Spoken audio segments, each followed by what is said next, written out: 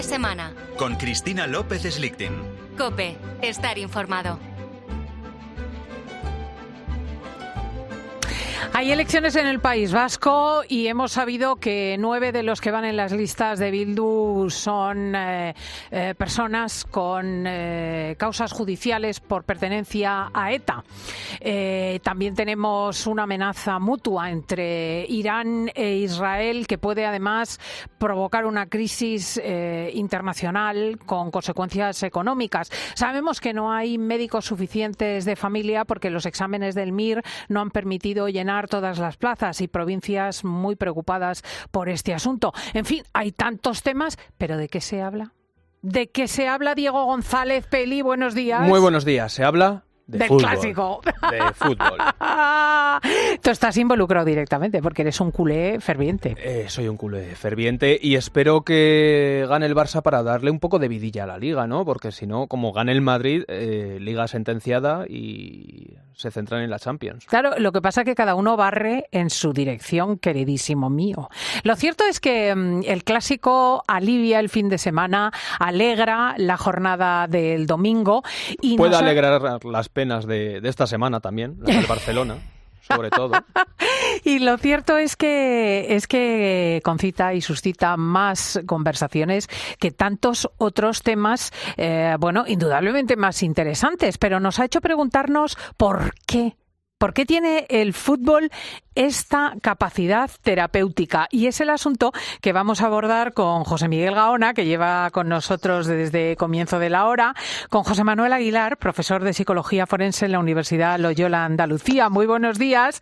Y con Diego. Buenos días. Es asombroso, ¿verdad, José Manuel? Es de esto de lo que se habla. Efectivamente, estamos hablando de un espectáculo alegre, un espectáculo que nos pone el contador a cero porque todas las semanas nos actualiza, todas las semanas nos da un reto, todas las semanas nos da un sueño de conseguir algo que por supuesto no es para nosotros, pero lo vivimos en eso, lo vivimos como nosotros, como nuestro, como algo de nuestro grupo que nos puede dar una alegría y ahí está, como acaba de decir el compañero. Porque hay una cosa, Peli, que no entiendo. A ver. Tu equipo pierde y tú al día siguiente llegas... Estrepitosamente, además, perdió. No estoy hablando de ningún suceso en concreto, vale. ¿no? No estabas hablando de lo del martes. Vale. No, digo que cuando tienes así pues eso, el miércoles llegas a la reunión... Cabizbajo. Zaherido, cabizbajo. Sin ganas. Tu equipo gana y vienes henchido de gozo, pero sí. Vamos a ver, ¿a ti qué más te da lo que pase con 11 señores que participan en un espectáculo futbolístico? Eso es lo que me llevo preguntando años. ¿A mí qué más me da si no me dan de comer estos señores? Pero al final te da esa alegría, ese plus para encarar sobre todo a los compañeros que son del equipo contrario, para que no te toquen las narices con el tema del fútbol. O sea que es un problema de rivalidad. Sí, es un problema de rivalidad que has mamado durante años y más si has jugado al fútbol, como es mi caso, claro. O sea, temes más a la reacción de los compañeros que a tu propia posición interna. No, a ver, hay de todo. Ya no soy el forofo de hace 15, 20 años, cuando tenía 14 o 15, que me importaba más lo que pasaba el fin de semana en el fútbol que mi vida personal. ¿En serio? O sea, no llegaba hasta tal extremo, pero hay gente que llega a esos extremos, que es forofa. ¿Cómo te lo explicas tú esto, José Miguel Gaona? Pues... yo creo que es algo atávico, ¿no? Ya los aztecas jugaban justamente partidos con una pelota y los que perdían les cortaban la cabeza. Y eso que no tenían primas de rendimiento ni ninguna cosa. Es decir, yo creo que los humanos tendemos a hacer grupos, ¿no? Y a defender nuestra bandera, nunca mejor dicho, a muerte. Por eso que a veces cuando se dice lo de los estadios, está muy feo insultar, que quede claro, lo acabo de decir, para que alguien no tenga la menor duda. Pero, por ejemplo, en los estadios se reproduce esquemas propios de la guerra entre tribus, tribales, y lógicamente es uno de los mejores sitios para insultar, mencionar la vida afectiva y sexual de la madre del contrario, y ese tipo de cuestiones. Claro, yo sé que es muy feo, Sí, vamos a ver, yo estoy todo de acuerdo que es feo, bien, pero en algún sitio sitio. Es decir, tiene que salir la agresividad, que además la agresividad y todo ese tipo de cosas la llevamos de serie en nuestro coco, ¿eh? Es algo totalmente neurológico. Si estamos continuamente aplacándolo y sublimándolo, muchas veces vamos a acabar en un psiquiatra o en un psicólogo, o sea que cuidadito. Es curioso porque yo tenía mis reservas y pensaba que a lo mejor el espectáculo por excelencia del deporte, que es el fútbol y lo que ocurre en los estadios, era un acicate para la violencia, pero por lo que me estás diciendo es casi una espita de salida. Una válvula de escape, sí, claro, una válvula de escape. La gente sale, es verdad, con una furia y del estadio, y muchas veces incluso la pelea, lo sabéis bien, es que es muy interesante desde el punto de vista psicológico y antropológico. Siguen los alrededores del estadio, hay peleas, apuñalamientos, yo qué sé, Cristo que lo fundó. Evidentemente, pues bueno, pues mira, los más fogosos, nunca mejor dicho, se desfogan dentro del estadio y en los alrededores y luego se van para su casa hasta la siguiente batalla. Lo que decías de los aztecas me estaba recordando a lo que pasó hace años en un mundial cuando falló un jugador de Colombia un penalti. Vale. Se lo cargaron. Bueno, sí. Bueno. No lo recordaba. No me acuerdo qué mundial fue aquel que hace bastantes años. ¿Fue aquel que asesinaron? Sí, ¿no? Lo asesinaron, sí, por fallar un penalti. ¡Qué barbaridad! ¡Qué barbaridad! Acabo de recordarlo, sí. Lo que pasa es que esto tiene un aviso un poco peligrosa también. Bueno. Dime, Gaona. Sí. No, es que acabo de recordar que hay un partido en la Segunda Guerra Mundial en Hungría, además el capitán se llamaba Onodi, ahí tengo una memoria de elefante, en el que los nazis contra los prisioneros húngaros se jugaban literalmente la vida y lo peor del caso es que ganaron los húngaros. Y eso les supuso el envío al campo de concentración de todos ellos, porque no quisieron doblegarse ante sus contrincantes nazis. Es decir, fijaros, dos culturas, dos movimientos, uno nazi y el otro libre dentro del patriotismo húngaro, literalmente fueron capaces de entregar su vida porque conocían el destino que iban a sufrir si ganaban el partido. Y lo ganaron. Por favor, de verdad, Tú bueno, fíjate. Vamos a apartarnos un poquito de esta parte técnica porque, de verdad, vamos a hablar de lo que dicen los compañeros de la radio, la fiesta del fútbol, ¿no? También, la parte esta. Yo voy a plantearos una cosa para cambiar un poquito el tono. Sí, venga, por favor. Vamos a lo positivo ahora. Vamos a lo positivo. Vale. Yo voy a plantear una cuestión. Hay multitud de deportes, vale, hay un montón, pero el fútbol es el deporte rey, es el espectáculo rey. Eso es indudable. Yo le he dado vuelta, digo, ¿y esto por qué? Efectivamente, ¿por qué? Pues mira, porque es un deporte tremendamente simple, muy sencillo, y muy sencillo de llevarlo a cabo, porque requieres en un patio de colegio una pelota y 2 hitos que sean la portería, y ya está, y no necesitas más. Y luego hay un montón de cosas que aporta que también son de otros deportes. Los tienen en común otros deportes, pero aquí está muy exacerbado. Y es, aparte de lo de la batalla incruenta, vamos a dejarlo en incruenta, una batalla no sangrienta que se desarrolla todos los fines de semana, también es el hecho de que te permite, por ejemplo, igualarte con tus iguales. Es decir, vamos a ver, está el trabajador de fábrica que se codea con el médico, con el director de empresa, y todos pegando voces, ¿vale? Ahí. Qué interesante esto. Eso iguala muchísimo. Y luego está la parte sentimental. La identificación social, sí, con un grupo. Claro. Y luego está la parte sentimental más personal, más familiar. Es decir, tu abuelo era del Atlético de Bilbao, tu padre era del Atlético de Bilbao, tú eres del Atlético de Bilbao. O sea, es como una herencia, lo vas heredando, así también sentimentalmente. Pero es lo que he dicho de la tribu. Claro, la tribu, eres de la tribu. Entonces se juntan, hay un montón de variables que son muy interesantes. Por ejemplo, que todos en mi casa eran del Madrid, son del Madrid, y yo por llevar la contraria, en época rebelde adolescente, me hice del Barça. O sea, ¿tú no tienes tribu de adscripción de origen? No. ¿Y luego ya sí la has encontrado? A ver, empecé a los 13, 14 siendo del Barça.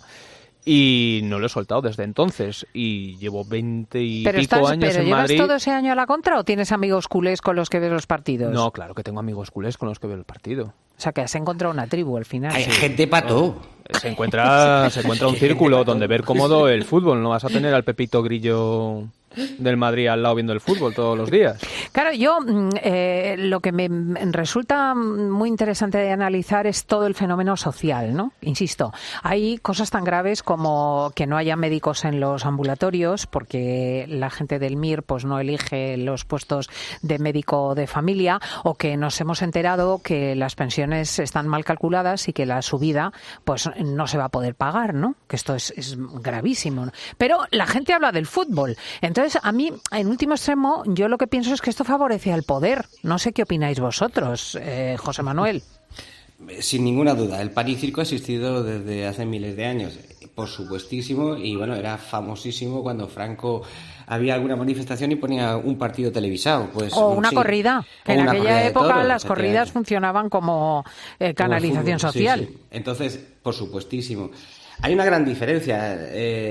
Estás hablando de temas trascendentales que se nos escapan un tanto de las manos y son a largo plazo, mientras que el fútbol es la inmediatez, es el momento, es la emoción.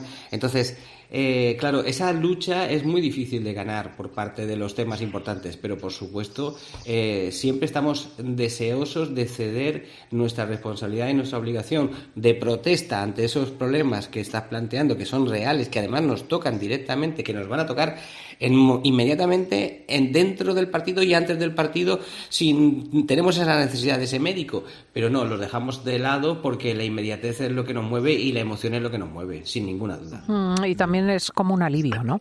Y es algo pasajero, ¿eh? Olvidamos los problemas más inmediatos, sí, al menos durante un tiempo. Mira cuando ganó el Mundial España, su primer Mundial, 2010, estábamos en plena crisis económica. Y alivio al poder. Sí. José Miguel. Yo creo que tiene que ver... Sí, creo que tiene que ver muchísimo, pero muchísimo con las emociones. Por ejemplo, cuando hablas tú de los problemas a nivel mundial, Irán, Israel, el que no hay médicos, etcétera, eso obedece a un proceso intelectual. Es decir, hay que pensarlo, hay que medirlo, etcétera. Pero por el contrario, con el fútbol se dan otra serie de elementos que también a nivel mental son totalmente distintos y son emocionales. Es decir, y lo emocional tiene un componente obviamente irracional tremendo, por lo cual nos dejamos llevar, y además todos los circuitos emocionales, lo digo como curiosidad en el cerebro, puentean aquellas zonas que tienen que ver justamente con el raciocinio. Es decir, no es algo lógico, pero es tremendamente primitivo. Por ahí van los tiros. Entonces, de repente sentir cosas primitivas en otro orden de cosas también ocurre, por ejemplo, con temas del sexo o del hambre o del odio, etcétera, pues evidentemente nos deja ciegos respecto a la realidad. Se le pone una cara de risa a Diego. Es que tiene toda la razón, porque somos irracionales totalmente, sobre todo a la hora también de comentar las jugadas. Un fuera de juego clarísimo lo vas a negar. No ha sido fuera de juego, aunque esté 2 metros o 3 por delante. O ese gol es válido, o no ha sido falta cuando le ha metido un patadón que lo ha tumbado.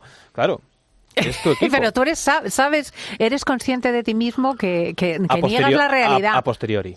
Pero que niegas la realidad. A posteriori, cuando a la media hora de acabar. ¡Esto me encanta! Sí, cuando se acaba la borrachera emocional. Pero, sí.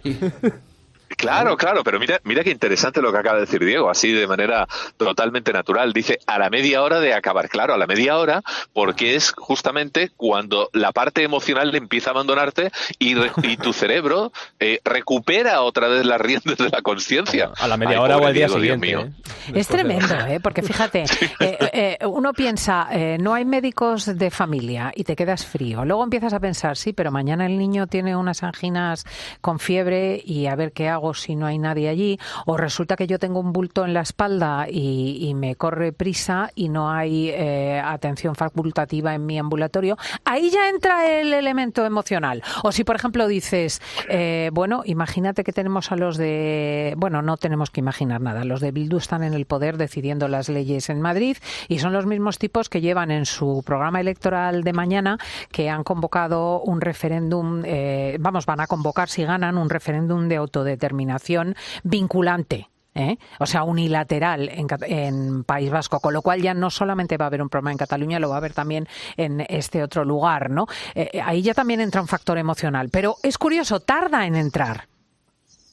Pero es que eso es incómodo, eso es incómodo, necesita trabajo. Claro. Tú estás hablando de trabajar, estás hablando de usar la cabeza, estás hablando de reflexionar, de organizarte, de juntar otro grupo de gente para hacer cosas. Eso es una pesadez. No, es mucho más fácil coger, enchufarte ahí. Ojo, que te estoy hablando de fútbol como estamos hablando de ver un concierto de serie. Taylor Swift, exactamente, sí. O estamos hablando de una corrida de toros. Todos. Exactamente, entonces, mi ratito, porque con el día que llevo, pues déjame por lo menos media hora y te ves un capítulo de una serie intrascendente que dices tú, en el otro momento dices, bueno, no voy a ni a reconocer que la he visto porque me da vergüenza. Pero, ¿lo haces? Es como ciertos programas de televisión, ¿no? Que no los ve nadie, pero luego las audiencias están disparadas y dices, pero entonces, ¿quién lo ve? Sí, José Miguel, perdona. No, nada, solo un par de apuntes rápidos. Respecto, por ejemplo, lo que decías del médico que nos falta y todo eso, mientras lo pensamos, pues no, los circuitos emocionales no toman el control. Pero cuando llevas a ese niño que tú bien mencionabas al ambulatorio y resulta que no hay médico y al niño le está subiendo la fiebre, ahí es cuando la parte emocional empieza a tomar el control. Respecto al tema de lo que estabas comentando de Bildu, evidentemente, el proceso intelectual pues es mucho más lento, no eres capaz de imaginarlo. Pero, sin embargo, cualquier de estas personas que no tienen esas emociones leen, por ejemplo, cómo cazaron, y perdonadme el eufemismo, cazaron al senador Casas dentro de su casa mientras él imploraba por su vida delante de su familia, pues a lo mejor las emociones en todos aquellos que no tengan empatía, pues les va a empezar a surgir y van a empezar a comportarse de una manera más humana. O sea, que tú quieres decir que realmente el recurso a la emoción es necesario. Vamos, no sé qué es lo totalmente. Sí, totalmente. Que aquellas personas simplemente que leen, sí, pues sí, ETA mató, pero bueno, pero no sé, que lo disculpan, ¿no? Igual que estamos hablando hace un momento, Diego, en otro orden de cosas, evidentemente, respecto a las faltas de tu propio equipo. Pero cuando eres capaz de conectar con ese dolor y con esa verdadera masacre que hicieron estos individuos, pero en detalle, es cuando las emociones sí que son capaces de florecer. Es y darte cuenta de lo que realmente pasó, ¿eh? Apoyando, abundando en la idea que acaba de plantear el compañero, es la diferencia entre el egoísmo y la visión de grupo. Vamos a ver, cuando llegan los pacientes a la Administración de Justicia y te dicen qué barbaridad, qué mal funciona esto y qué horror, que fíjate qué injusto ha sido este trato, ha sido no sé qué, o mira qué falta de recursos. Claro, estás viendo tu problema en tu ombligo y la parte individual. Dices, bueno, pero perdóname, es que esto lleva así 20 años. ¿Qué me estás contando? Ya, pero es que me ha tocado a mí. ¿Y dónde estabas tú desde hace 20 años? Y ese es el asunto. El trabajo y la queja como sujeto individual hasta que nos toca. Y entonces cuando decimos, qué horror, cómo funciona esto, qué mal están las cosas. Bueno, oye, es que no lleva así. Esto no empezó ayer. Esto a lo mejor lleva 20 o 30 años funcionando mal. ¿Dónde estabas tú? Lo que pasa que, fíjate, hay una pregunta que yo tengo de orden técnico con relación probablemente a la psiquiatría y a Gaona, que es el hecho de decir, bueno, si las emociones son tan agotadoras, ¿no? Si uno tiene que hacer un proceso intelectual para llegar a la emoción que por detrás te moviliza, a lo mejor el fútbol también tiene algo de agotador, ¿no? Quiero decir que poner en juego tus emociones, estar ahí gritando, disgustarte, que es lo que digo yo, y al día siguiente tener un mal día, y a lo mejor 2 y 3, porque hay quien se lleva unos pasmos, unos sofocones morrocotudos, a lo mejor eso también supone una extenuación.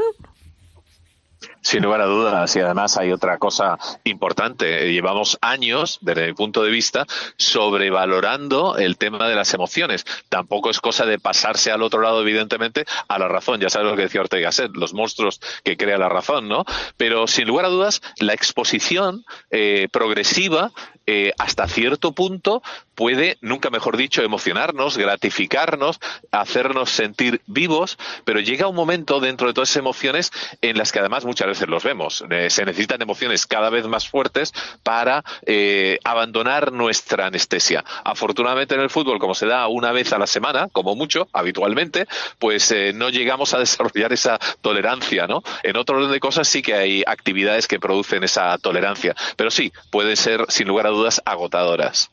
Fíjate, claro, es como cuando dice la gente, yo es que llega un momento que veo niños muertos de hambre en el telediario y me da igual, ¿no? O sea, tengo una saturación emocional.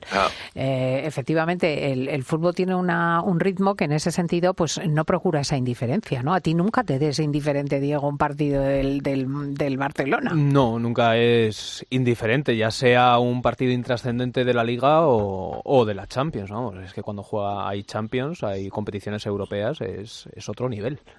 Es que graciosísimo. O sea, Y enfermas literalmente, porque o te quedas ronco de lo que has gritado o te puede dar un catarro, un resfriado por haberte quitado la ropa de cintura para arriba y agitar la camiseta. oye, vamos, que o sea, hablando no. de emociones, que me acabo de pasar de hora. ¡Ah! Gracias a Gaón, ¿Ya ves lo que tiene el fútbol? a José Manuel y a Un abrazo. Diego. Estás escuchando Fin de Semana. Y recuerda que si entras en cope.es, también puedes disfrutar en tu móvil del mejor entretenimiento con Cristina López Slichting.